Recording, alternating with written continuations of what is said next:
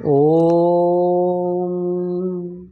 अहं रुद्रेभिर्वसुभिश्चराम्यहमादित्यैरुतविश्वदेवैः अहं मित्रावरुणो भाभिभर्म्यहमिन्द्राग्नी अहमश्विनो भा अहं सोममाहनसं बिभर्म्यहं त्वष्टा रमुतपूषणं भगम् अहं दधामि द्रविणं हविष्मते सुप्राव्ये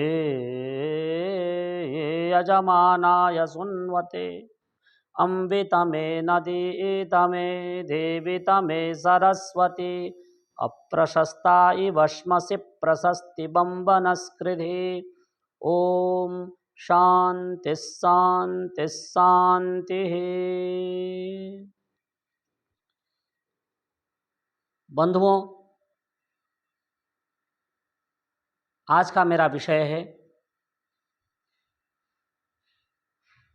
नवरात्रि पर्व पर विशेष विचार। आज मैं आपके बीच नवरात्र का महत्व इस विषय पर संक्षिप्त रूप में अपने विचार रखूंगा। आशा करता हूं कि आप मेरे विचार को ध्यानपूर्वक सुनेंगे और इससे धर्म लाभ प्राप्त करेंगे।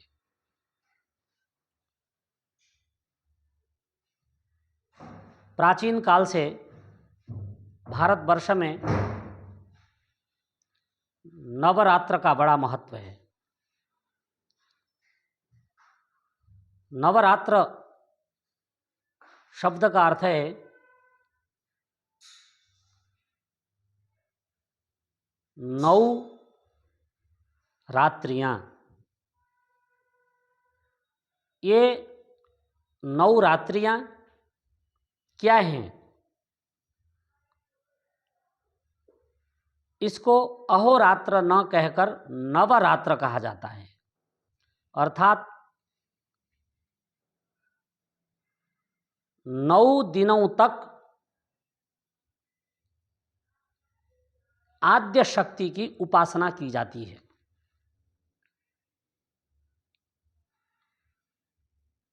और नवरात्र वर्ष में 2 बार आते हैं। एक चैत्र मास शुक्ल पक्ष प्रतिपदा तिथि से प्रारंभ होते हैं, जब हमारा नव संवत्सर प्रारंभ होता है, और नवमी को जाकर के समापन होता है। एक जो आजकल चल रहा है आश्विन मास शुक्ल पक्ष प्रतिपदा से प्रारंभ होकर 9 दिनों तक चलेगा और 10वें दिन विजयादशमी मनाई जाएगी। सज्जनों, इसके पीछे एक लंबी कहानी है। कहते हैं कि महिषासुर नाम के असुर ने, राक्षस ने, ब्रह्मा जी को प्रसन्न करने के लिए उग्र तप किया और तप करके सृष्टिकर्ता ब्रह्मा को प्रसन्न किया और ब्रह्मा जी प्रसन्न होकर के महिषासुर नाम के राक्षस से कहने लगे, तुम जो चाहते हो वर मांगो। महिषासुर नाम के राक्षस ने अमर होने का वरदान मांगा, जिससे ब्रह्मा जी ने कह दिया कि अमर तो नहीं हो सकते, परंतु तुम और कुछ मांगो। तो उसने कहा कि मुझे कोई भी दिव्य शक्तियां जो देवता हैं वो युद्ध में पराजित न कर सकें, और मुझे यदि कोई मार सके तो कोई स्त्री मार सके, कोई नारी जाति मुझे मार सकती है, पर पुरुष कोई भी मुझे मार नहीं सकता, ऐसा मुझे वरदान दीजिए। वो समझता था कि नारियां कमज़ोर होती हैं संसार भर की, तो उन्हें मैं आसानी से पराजित कर दूंगा, इससे मैं सदा सदा अमर बना रहूंगा। ब्रह्मा जी ने तथास्तु कह दिया। इससे महिषासुर में घमंड आ गया कि मुझे कोई भी तीनों लोकों में दिव्य शक्तियां पराजित नहीं कर सकती, और उसने अपने आप को असुरों का राजा घोषित किया और अपनी विशाल सेना खड़ा कर दिया। और विशाल सेना के साथ असुरों ने अत्याचार बढ़ाना प्रारंभ कर दिया। असुरों के अत्याचार से दुखी होकर के देवता ब्रह्मा जी के पास गए और देवताओं ने आप बीती सुनाई। ब्रह्मा जी ने कहा सब मिलकर मुकाबला करो। देवताओं ने कहा सब मिलकर मुकाबला करके देख लिया, फिर भी महिषासुर को हराना कठिन काम है।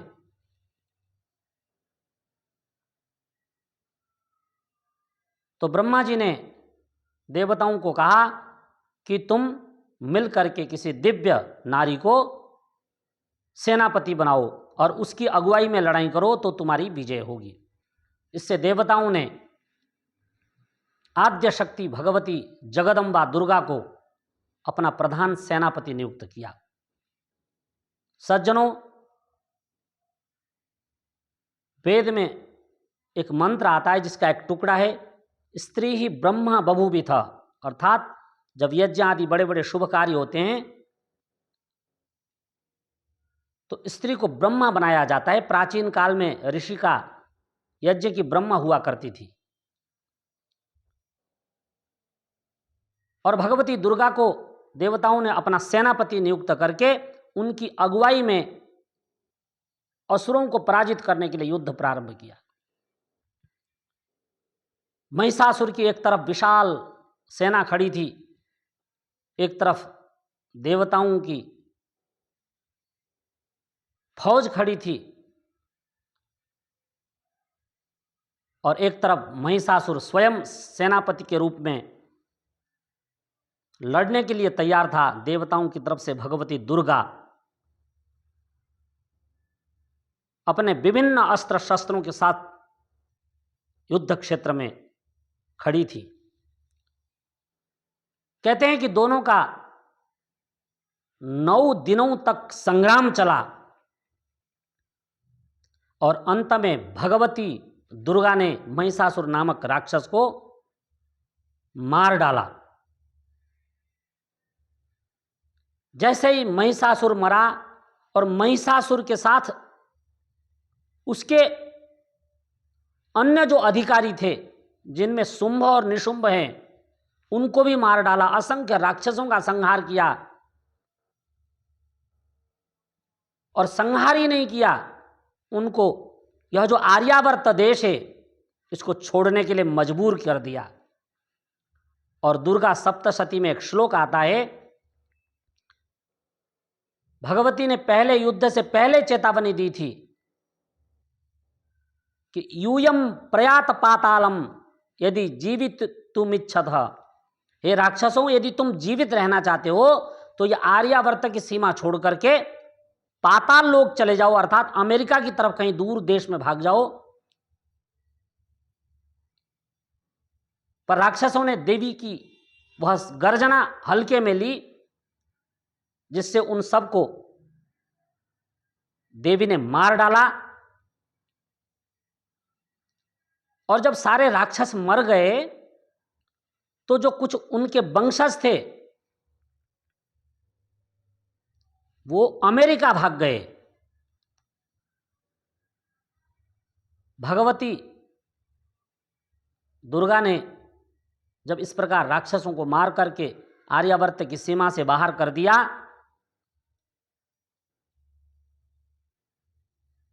तो ये विशाल देव सेना जो अगले दिन खुशी का उन्होंने इजहार किया, 10वें दिन और सौभाग्य से उस दिन जो विजय उत्सव हुआ, तब से आर्य लोग इस विजयादशमी के महान पर्व को निरंतर मना रहे हैं। 9 दिनों तक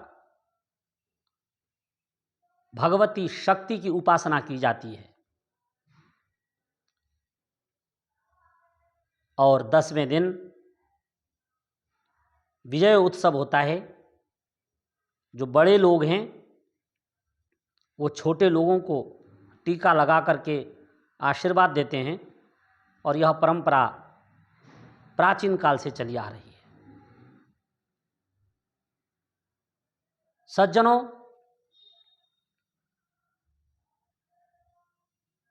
ये वर्ष में 2 बार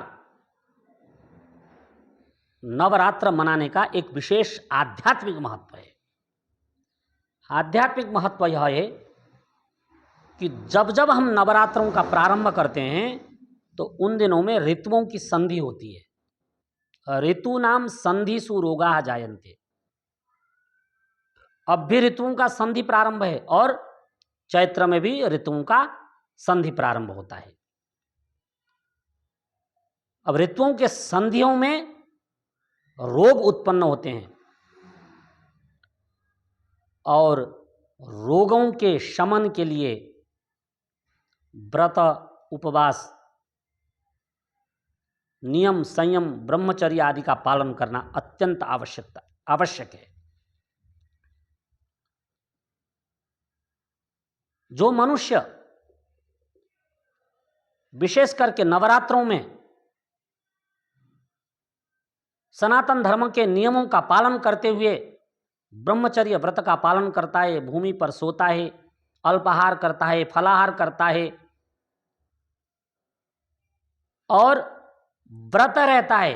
व्रत अर्थात सत्य संकल्प भाषण, जिसके मन में हो ऐसा कठोर व्रत करता है, असत्य भाषण नहीं करता और साथ में उपवास करता है। उपवास शब्द के 2 अर्थ हैं।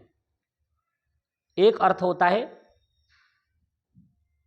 कि भूखा रहना, क्षुधा को विश्राम देना। वर्ष भर तो हम खाते हैं, अरे कुछ दिन इसको यदि रिपेयर के लिए दूसरा मसाला डाला जाए इस पर, तो ये जठराग्नि तेज होगी। तो फल ले लिए और कुछ हल्का व्रतों का जो आहार है उनको ले लिया, इससे जो है जठराग्नि आगे बढ़ेगी। तो जो उपवास करता है अर्थात अन्न त्याग करके फलाहार आदि का सेवन करता है, और उपवास का दूसरा अर्थ होता है उप यानी अत्यंत पास में, वास यानी निवास करना, बसना अथवा जुड़ना। तो उपवास तो भूखे तो रहते हैं, फलाहार करते हैं, परंतु उपवास का अर्थ होता है कि उस परमात्मा के निकट अपने आप को स्थापित करना, उस आद्य शक्ति की उपासना करना, उनको अपने अत्यंत निकट समझ करके उनकी अत्यंत श्रद्धापूर्वक भक्ति करना 9 दिनों तक। इस प्रकार जो मनुष्य उपवास के द्वारा उपासना करता है वह महान सद्गति को प्राप्त होता है। तो सज्जनों, कहने को तो बहुत कुछ है, पर मैं इतना ही कहना चाहूँगा कि इन नवरात्रों को आप अत्यंत श्रद्धा भक्ति पूर्वक उत्साह से इसको मनाएं। नवरात्रों की आप सभी को बहुत बहुत शुभकामनाएं। भगवती दुर्गा आपके ऊपर अपनी कृपा दृष्टि बनाए रखें। आज के लिए इतना ही, धन्यवाद।